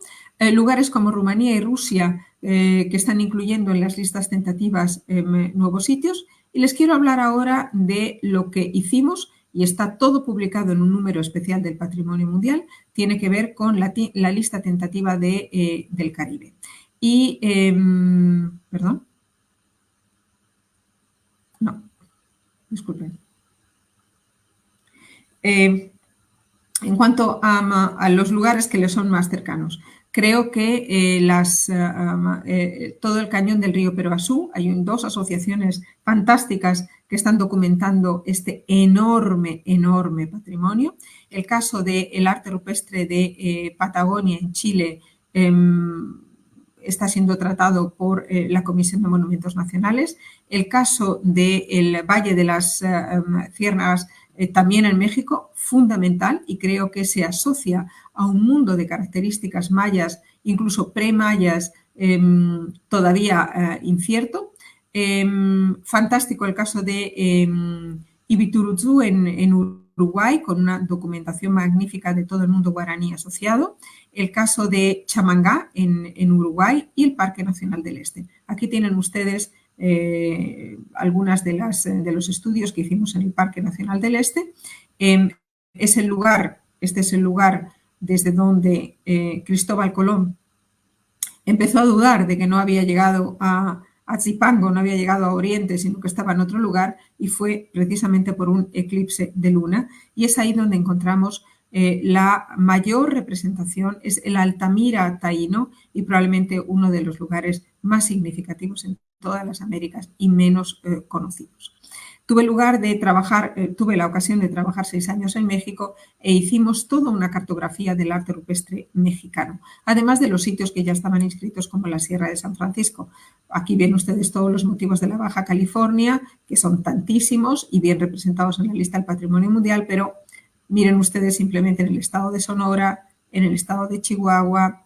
Cada uno de los estados mexicanos contaba con esta misma calidad de reproducción. Con documentación gubernamental. La verdad es que es casi algo sin fondo. Quiero decir, es enormemente diversificado y prácticamente no hay un estudio de conjunto, no hay una línea de tiempo. Pero muchos de ellos, en el caso de Chihuahua, en el caso de Hidalgo, son lugares que forman parte de la vida de las comunidades indígenas hasta el día de hoy. Otro aspecto que quiero tocar, porque me parece que no está suficientemente consolidado en las nominaciones de Patrimonio Mundial, y tiene que ver con todo el arte mueble que se descubre en los sitios paleolíticos. La Convención del Patrimonio Mundial tiene un artículo, que es el artículo 48. El artículo 48 dice que nada que sea patrimonio mueble, es decir, objeto móvil, puede ser considerado dentro de la lista del Patrimonio Mundial. Que la lista del Patrimonio Mundial hace a sitios, a territorios, a espacialidades, pero no a patrimonio mueble. Sin embargo, tuvimos la ocasión de desmontar este precepto, si podemos decirlo así, en relación a una nominación del Pleistoceno, una nominación paleolítica, y la aparición de, sin lugar a dudas, algunas de las manifestaciones artísticas iniciales del Homo sapiens sapiens y, sobre todo, en un maravilloso estado de conservación. A pesar de todas las dificultades, hoy por hoy, Hohlefels y las las cuevas de Suabia ya forman parte de la lista del Patrimonio Mundial. En las cuevas de Suabia se encontraron las primeras representaciones de arte mueble, gravetienses. La mayoría de ellas tienen 35.000 años antes de la era. Aquí ven ustedes representaciones fantásticas, los Przewalski, los pequeños mamuts, y muchos de los elementos también asociados a estas prácticas. Aquí tienen en el caso de una de esas cuevas, ¿no? Uno de esos hallazgos que ha costado muchos años poder reconstruir gracias a una minuciosa microexcavación. Se han podido conseguir juntar más de 217 piezas que nos han remontado o han sido capaces de volver a la anatomía original de esta especie de león antropomorfo extraordinario. Con todo y con ello, un estudio sistemático de las piezas, un estudio sistemático de las cuevas ha hecho que por fin hoy contemos con las cuevas de Sugabia como sitio de patrimonio mundial. Y creo que esto es absolutamente fundamental. El arte rupestre, el arte que aparece en las paredes, pero también este arte debe de estar mejor representado y tiene que encontrar un mejor lugar en el patrimonio mundial. Lo mismo ocurre con todos los grandes yacimientos rusos, con los lugares como Konstiensky. Aquí ven ustedes todos los lugares de las Venus y esos sitios han empezado ya a entrar en la lista tentativa. Las Venus de Dolní Věstonice y tantos otros, ¿no? Como en todo el área de estas maravillosas excavaciones. Hemos conseguido romper el tabú de que ese arte mueble no pudiera entrar en la lista del patrimonio mundial. Pues sí que puede, y además con todas las garantías que ofrece la lista para hacerse cargo de estos sitios. Sitios donde la cultura material es el resultado de una excavación sistemática de un sitio, que es un sitio del Pleistoceno. La destrucción sistemática de los estratos es equivalente a la construcción de conocimiento cuando aparecen todas estas revelaciones, como cualquier otra de la cultura material. Y hemos realizado todo un estudio sistemático de cómo los sitios del Pleistoceno deben de ser sitios que cuentan con una garantía dentro de la lista del patrimonio mundial y encuentran también una manera de ser mejor representados, a pesar de que muchos de ellos no son monumentales ni queda prácticamente evidencia, pero son sitios donde contamos con esa primera diversidad cultural humana y necesitan ser cuidados y tratados de manera conveniente. Y por último, les traigo algún caso en colación de lo que estamos haciendo en Egipto. En Egipto no se habían hecho estudios de arte rupestre, solamente la Universidad de Polonia y probablemente el Instituto de Arqueología Oriental, hace muy poco tiempo, ha comenzado con también estudios de arte rupestre. Primero, porque la arqueología era una arqueología basada especialmente en todo ese mundo faraónico, pero también hemos encontrado lugares macizos en toda la zona de Baharella, en todo el Obeid, donde hay representaciones rupestres de las canteras desde donde se extraía la piedra para poder hacer las grandes construcciones faraónicas, incluso algunos de ellos sellados con la figura del faraón. Así que cosas bastante interesantes. Estamos intentando organizar una reunión el próximo mes de octubre para juntar esfuerzos, toda la zona de Egipto, toda la zona de Sudán, así como el Sinaí y también toda la península arábiga. Algunos lugares muy, muy, muy interesantes. Wadi Sura, muy bien estudiado también por la Universidad de Colonia. Les invito a que visiten el sitio porque es uno de los lugares más impresionantes. Nosotros hemos conseguido en poco tiempo que pudiera toda esta zona inferior de Egipto hasta el límite con Libia y con Sudán, que fuera reconocida como área natural protegida, desde el sitio de Abu Balas, que es donde les cuento que venían las caravanas para transportar los materiales de esta cantera de Abu Balas en época de Ramsés I y Ramsés II. Todo esto es un enorme territorio de arte rupestre, probablemente uno de los más prístinos del mundo, con una serie de yacimientos en superficie todavía que provienen de un periodo bastante anterior al Neolítico. Lo que ocurre en toda esta geografía egipcia es que el final del Pleistoceno principios del Holoceno. Todavía los monzones no han cambiado su orientación y entonces toda esta zona, toda la gran zona egipcia desértica, lo que hoy es el Gran Desierto, era la gran zona de ocupación. Cuando cambia la orientación y la intensidad del mundo monzón, de los monzones, entonces toda la civilización comienza a llegar al río Nilo. Un río Nilo muy difícil de manejar por pequeñas comunidades, con lo cual tenemos que esperar hasta el 5000 antes de la era para encontrar algunas de las civilizaciones neolíticas más desarrolladas. A pesar de eso, y durante la época faraónica también, encontramos grandes representaciones en toda la zona, la zona del Luxor y la zona, evidentemente, de Asuán. Son dos grandes concentraciones y muchos de los expertos están trabajando intentando pasar un poco todo el conocimiento también a los expertos egipcios y se está formando una generación de especialistas. Aquí tienen ustedes el caso de Wadi Sura. Las pinturas son absolutamente excepcionales. La Universidad de Colonia ha desarrollado todo este proyecto y también es interesante toda la representación asociada a los oasis. En Egipto tenemos 5 grandes comunidades de oasis, empezando por el oasis de Siwa, Dakla, Karga, Baharilla, el oasis del Fayum y el oasis del Natrum.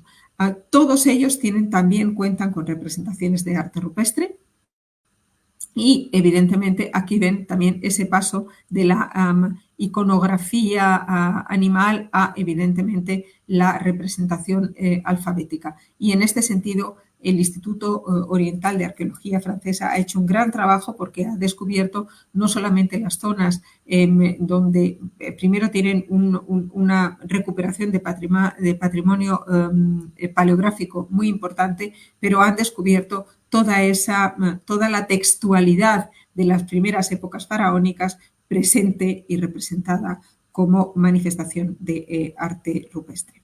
Lo último que les quería contar es esta posibilidad de hacer una nominación conjunta del arte rupestre para todas las islas del Caribe.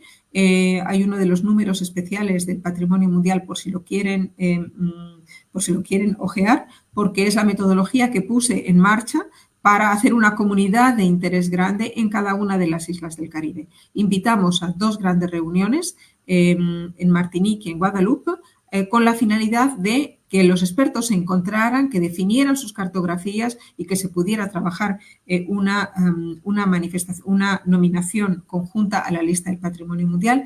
Y bueno, creo que la nominación va avanzando. Aquí tienen ustedes la comunidad de 20 países y lo que es más importante es que cualquiera que sea la isla tiene siempre algún tipo de relación con las otras. No hay alguna que sea totalmente única y singular en sus manifestaciones. Contamos con toda la información posible de la historia del Caribe porque no nos importan las manifestaciones, sino quién las hizo y por qué y de qué manera son significativas para las comunidades contemporáneas.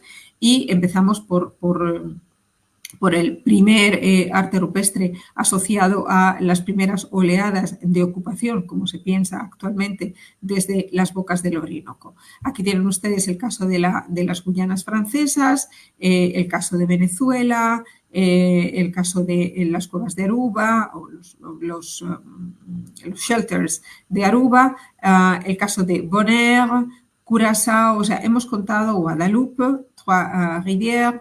Hemos contado con hacer una primer repertorio de todos los lugares que podrían formar parte de esa lista de Patrimonio Mundial, asociando también los países que son países europeos, pero que tienen una presencia en las islas o que cuentan con algún tipo de categoría de protectorado. Por lo tanto, también una especie de solicitud de que las islas y los patrimonios extracontinentales de esos países en relación al arte rupestre también cuenten dentro de las islas nacionales. En este caso sería el caso del Reino Unido. San Vincent and Grenadines, lo mismo que Santa Lucía, muy parecidas representaciones. La Martinica, las grutas de Cuba con Punta del Este, ya lo han visto, República Dominicana, todo el Parque Nacional del Este ya lo han visto. Y otra cosa importante en el caso de Haití, que es cuando el arte rupestre se asocia a los ritos del vudú, y esto lo tenemos también documentado. En el caso de Jamaica, y con esto acabo mi presentación. Y este viaje, no sé si, ahora no sé cómo.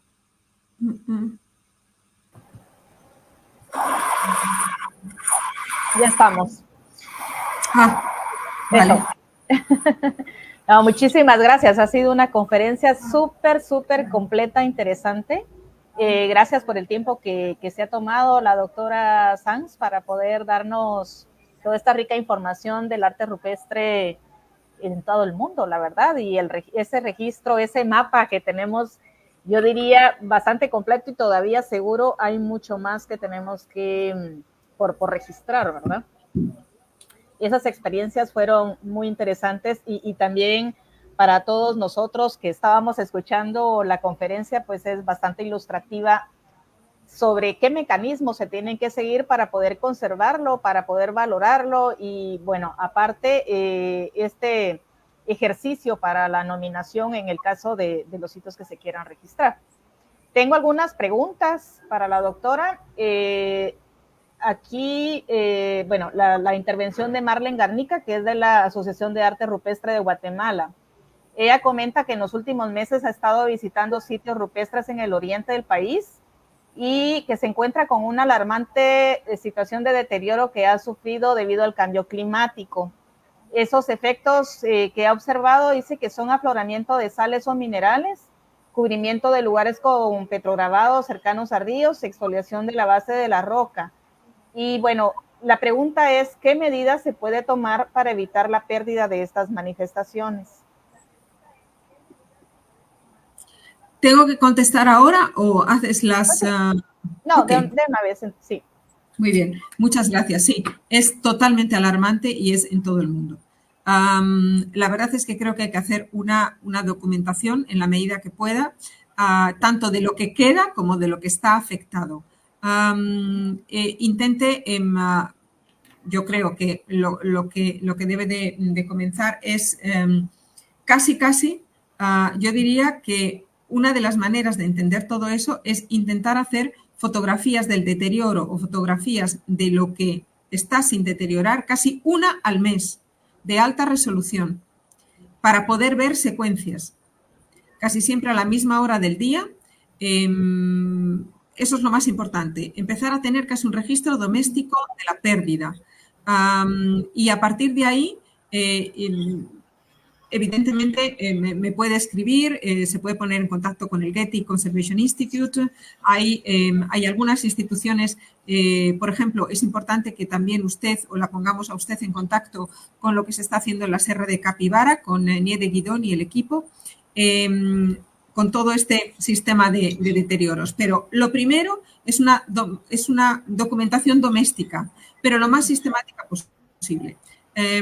Va tomando fotografías tanto de la zona no afectada como de la afectada con una regularidad que pueda permitirle ver el grado de afectación y la evolución. Y si puede hacerlas en varios meses con diferentes estacionalidad, así va a ver más o menos los parámetros. Es fundamental. O sea, la urgencia que tenemos ahora mismo en la preservación del arte rupestre es tan evidente que necesitamos todos los mecanismos, de los más pequeños a los más grandes, es decir, unir esa preocupación que usted tiene para un determinado territorio con cómo se está actuando a nivel mundial. Es necesario que la UNESCO sirva para juntar esos dos niveles importantísimos. Y nosotros estamos a su disposición, aunque yo esté lejos, estoy cerca, ahora la virtualidad nos ayuda. Intente hacer ese registro y nos vamos comunicando a través de mis compañeras en Guatemala para poderla poner en contacto con algunos investigadores que están haciendo tratamientos. Y lo que intentamos con esos tratamientos es que sean factibles, realistas y low cost, que se puedan aplicar pues, a lo que podemos, porque sabemos que también es imposible actuar con las metodologías que actúan algunos grandes centros cuando realmente no tenemos esos medios. Pero eso no impide que necesitemos aplicar algunos mecanismos para analizar el grado de avance y para intentar minimizarlo si es posible. Perfecto. Menciona que muchas gracias. Dice que el problema es que no tienen programa de apoyo, solo un fin de semana al mes pueden visitar los lugares. Bueno, sería de ir construyendo ese programa nacional, ¿verdad? Que podría ser bajo la sombría de la organización, la agrupación de arte rupestre en Guatemala. Exacto, exacto. Sí. Y además, si me permites, Rosa María, sí, adelante. Además es importante que con esa asociación que ustedes tienen, que es tan importante, poder hacer como un pequeño protocolo donde nuestra compañera que nos acaba de escribir ahora y otros sitios pudieran tomar esas fotografías y pudieran sistematizar fotográficamente los daños que están ocurriendo. Sí. Bien, tenemos participaciones desde Brasil. Leandro da Paula dice que muchas gracias por la rica presentación bien explicada. Pilar Casado López dice felicidades Nuria y saludos. Oscar Antonio, felicidades por la extraordinaria visión global que se ha presentado.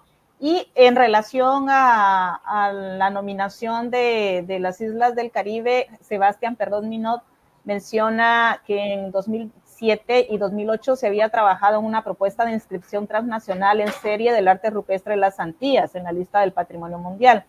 Quiere saber qué tanto ha avanzado el proyecto desde entonces y si se han logrado inscripciones transnacionales en serie de sitios de arte rupestre en la lista de Patrimonio Mundial. Sí, Sebastián, muchas gracias por la pregunta. Bueno, se está avanzando.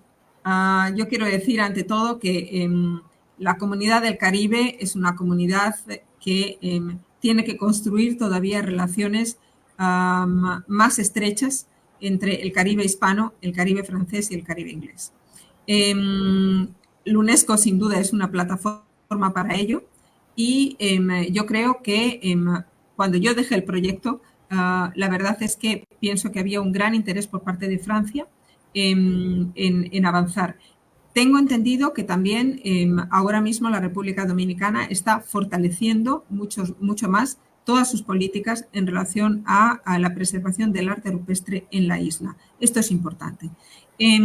Apoyarse en aquellos que realmente quieran, tengan una política importante. Y también, yo diría que en aquellas islas donde no hay muchas más manifestaciones culturales como para poder formar parte de la lista del Patrimonio Mundial, ¿no? Entonces, creo que las pequeñas islas están interesadas en asociarse a unas más grandes para poder establecer un panorama de cooperación. Con lo cual, dependerá de que alguien, como siempre, tome el liderazgo en esa nominación.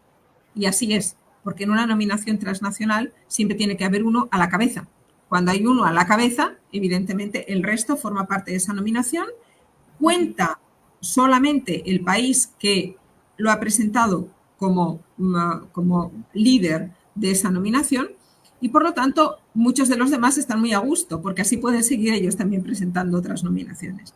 Pero se necesita que alguien tome el liderazgo y yo creo que ese liderazgo puede estar en manos o de la República Dominicana o de Francia en el caso de las Antillas. Porque son lugares donde hay una mayor profundidad de conocimiento y de historia. Esa sería mi contestación para la primera parte de la pregunta. Para la segunda parte de la pregunta, sí, hay algunas muy interesantes. Por ejemplo, en España, Siega Verde es una nominación común entre Portugal y España, hecha por las comunidades autónomas de Castilla a León y también por el norte de Portugal. Muy interesante, hay que mirarla porque han establecido para unas mismas representaciones de arte rupestre la misma documentación. Es algo muy interesante. Esa creo que es una nominación a la que hay que referirse porque verdaderamente merece la pena.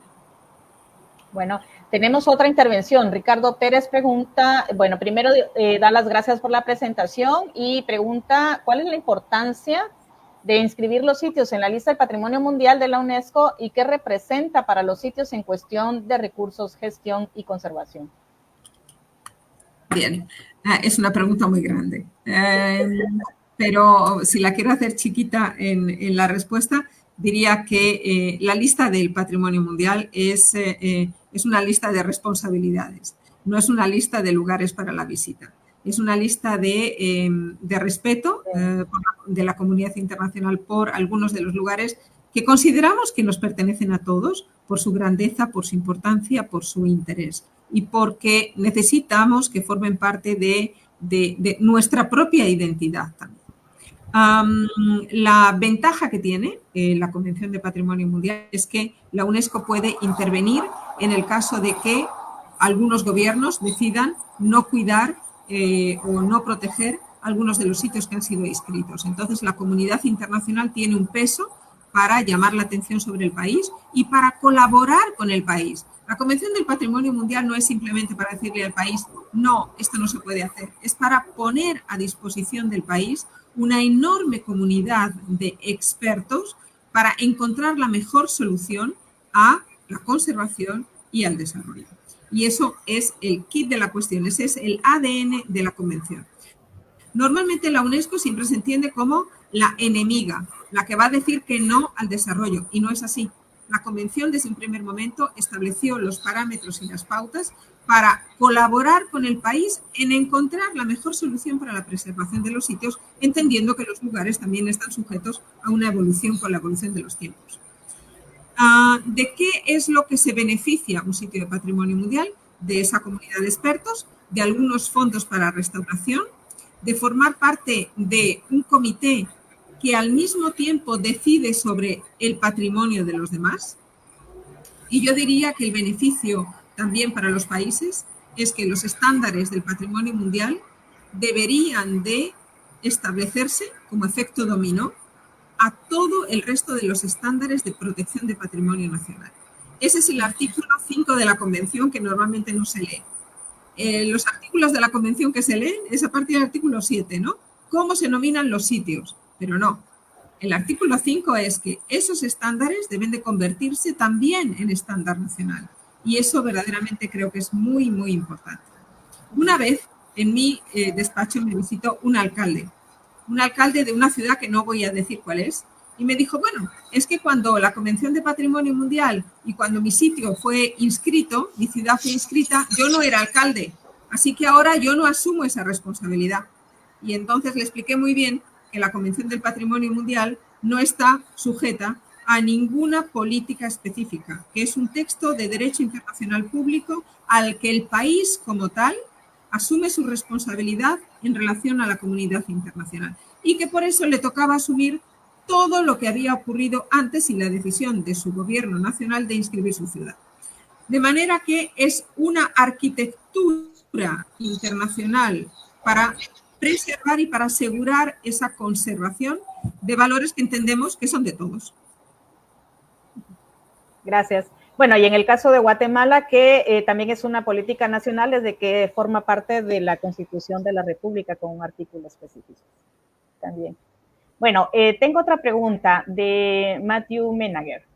En el mundo, ¿cuáles son los ejemplos de sitios de arte rupestre que tienen un uso ritual, simbólico y religioso actual, como la cueva de Nazca en Petén, Guatemala? ¿Podría detallar algunos ejemplos sobre cómo se combina conservación de sitio y usos rituales? El caso de algunos casos muy, muy claros. Por ejemplo, en Sudáfrica, en los Drakensberg, con las comunidades Sam, bueno, hay algunos lugares que solamente son para hacer uso ritual y no se puede acceder a ningún tipo de documentación, pero es evidente que están pautados y que ahí hay una especie de veto porque ellos entienden que esos sitios no deben de ser visitados. Pero es muy interesante el caso de los Thunder y de la entrada en tránsito todavía, que se genera en algunas comunidades de Drakensberg y Lesoto. Eso está estudiado por muchas universidades, pero principalmente por el Centro de los Orígenes, y hay una documentación oral y documental muy importante en la Universidad de Wits, y usted la puede consultar. Otro de los lugares muy importantes, que no está en la lista del Patrimonio Mundial todavía, pero se está preparando una nominación, es el caso de Arnhem en Australia. La Universidad de Darwin empezó hacer toda una enorme documentación y expediciones, porque son lugares totalmente alejados de cualquier tipo de vida y que solamente son visitados en momentos rituales. Este lugar está siendo todo documentado e investigado por el profesor Tyson en Australia y le recomiendo que acuda a ResearchGate a ver todo lo que se está produciendo porque es verdaderamente muy interesante. Acompañado por todos unos protocolos muy bien desarrollados en el caso de Australia. En algunos otros sitios, déjenme pensar, quizá las grutas del vudú en Haití también siguen teniendo esa relación y evidentemente hay muchísimos otros que no están todavía ni siquiera en la lista tentativa. En el caso de Brasil, las comunidades de Río Negro son otro caso también muy evidente que también se puede consultar en bibliografía. Ya para ir concluyendo, otra pregunta, ¿cuáles son los mejores medios para sensibilizar a las sociedades sobre la vulnerabilidad y la necesidad de preservar el patrimonio cultural único? Pues bueno, ahora haciendo uso de las redes sociales, pero sobre todo no para mostrar los sitios, sino verdaderamente para concebir plataformas de colaboración. Yo creo que ahora mismo los gobiernos han tenido toda la concienciación que necesitan, la mayoría de ellos, y ahora confiamos en la sociedad civil. Una sociedad civil organizada, como el caso de Guatemala, como tantas otras, que pueda unirse, generar una confederación mundial. Yo creo que sería muy importante, como en otros casos de estudio, intentar generar una conferencia internacional sobre ONGs asociadas al arte rupestre en el mundo, porque creo que es ahí, es el germen.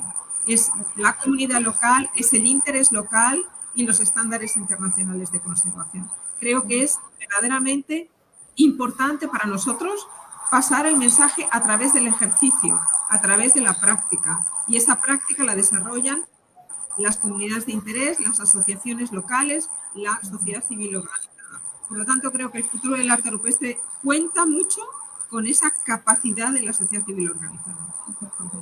Muy bien. Bueno, con esto vamos terminando la conferencia del día de hoy. La verdad ha sido, vuelvo a decir, súper enriquecedora, muy completa. Agradecemos a la doctora Sanz por ese espacio que nos ha dado. Yo sé que tiene una agenda súper complicada, pero la extensión de tiempo que nos ha dado ha sido fabuloso. La verdad es que ha sido muy completo. La audiencia en Facebook está muy contenta, satisfecha y agradeciendo la misma. Norman Muñoz manda saludos. Nuria dice que muchas gracias por compartir información por tan valiosa presentación de arte rupestre en el mundo. Una satisfacción. Cuenten conmigo para lo que sea necesario. Mis compañeros tienen todos mis datos. Estamos aquí para colaborar con ustedes. La UNESCO son ustedes y tenemos la total confianza en que apoyos como el que se están realizando en Guatemala son de celebrar y de aumentar. Así que cuenten con nosotros, por favor. Gracias. Ruth Piedrasanta comenta también que es una excelente conferencia y bueno, por las ideas que ha planteado. Y para ir cerrando, nuevamente, como digo, quiero hacer una invitación de parte del coloquio, el grupo organizador del coloquio de arte rupestre, 25 coloquio que se tiene este año.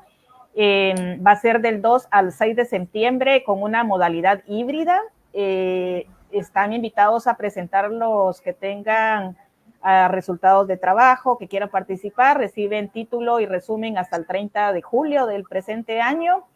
Y el correo para mandar su presentación sería coloquioarterupestre@gmail.com. coloquioarterupestre@gmail.com. Bueno, con esto estamos cerrando. Les quiero anunciar también la próxima conferencia. Es uno de los trabajos que mencionó la doctora Sanz, que es el arte rupestre en México, que nos va a presentar la experta del INAH, Sandra Cruz. Va a ser el 28 de agosto, siempre a las 9 de la mañana, hora tiempo Guatemala. Ella es la experta del INA en el tema de arte rupestre, así que ya estamos confirmados para su presentación. Esta es la penúltima conferencia y posteriormente cerramos el ciclo de un poquito más de un año, que habíamos pensado un año, pero nos hemos extendido y cerramos con Chiribiquete, que es otro de los sitios que mencionó la doctora, que es uno de los grandes y fabulosos sitios de América Latina que se encuentra en Colombia.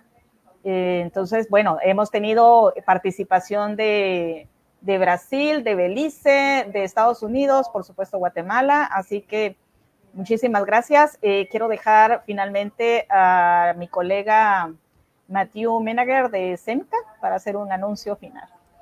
Sí, muchas gracias, Rosa. Muchísimas gracias igualmente, Nuria, por la presentación. Estuvo realmente súper interesante. Yo vi muchos comentarios muy positivos de Brasil, de México, de un poquito de muchos lados del mundo y eso es muy agradable. Igualmente, yo creo que la presentación fue bastante apreciada por todos. Entonces, muchas gracias por eso. Como lo dijo Rosa, vamos a concluir un poquito el viaje, el viaje en el arte rupestre mundial, porque nos fuimos por Francia, nos fuimos por España, nos fuimos por Guatemala, vamos a México. Hoy estuvo en todo el mundo, entonces, y vamos entonces por México, en Colombia, por las dos últimas. Quería igualmente decir que fue muy provechoso por nosotros este evento con Rosa, porque estamos armando igualmente un taller. Hay Muriel Moyac, que participó al ciclo de evento, que va a venir con Jean-Jacques Delannoy, igualmente que es el presidente de la Comisión de Protección y de Preservación de la Cueva de Lascaux en Francia. Van a venir para impartir talleres, seminarios, conferencias. Llegan en Guatemala en octubre. Y vamos a organizar estos eventos en Petén y en Guatemala. Entonces, para decir que eso igualmente hubo algo presencial que se va a manejar, se va a organizar en Guatemala. Todos estos eventos virtuales, entonces llegan a algo muy presencial que estoy seguro va a servir mucho. Entonces, muchísimas gracias a todos. Muchas gracias igualmente a María Fernanda. Muchas gracias, Rosa. No te lo digo, pero entonces, porque tenemos ahora un año de organizar estos eventos. Muchas gracias, Nuria. Y muchas gracias a todos los que estuvieron escuchándonos. Y solo quería también dar las gracias a Sebastián Perrot Minot, que ha sido una de las personas que ha estado siempre conectado en todas las conferencias, muy activo. Bueno, es especialista en arte rupestre ahora en Martinica, así que, bueno, siempre conectado. Perdón, María Fernanda. No, muchísimas gracias a todos, en especial a Nuria. Gracias por tu tiempo, porque definitivamente sé que ha costado muchísimo por todo lo que tienes a tu cargo, pero agradecemos de verdad esta oportunidad, esta conferencia tan completa y tan, de verdad, en términos científicos y todo lo que nos has hablado de la UNESCO en nivel de arte rupestre. Gracias también a Matthew por todo el apoyo que ha brindado, Rosa María, y bueno, nos seguiremos viendo en una próxima oportunidad. Matthew. Que sí, claro que sí. Gracias a todos. Muchas gracias. Hasta luego. Gracias. Estamos en contacto. Claro que sí. Adiós.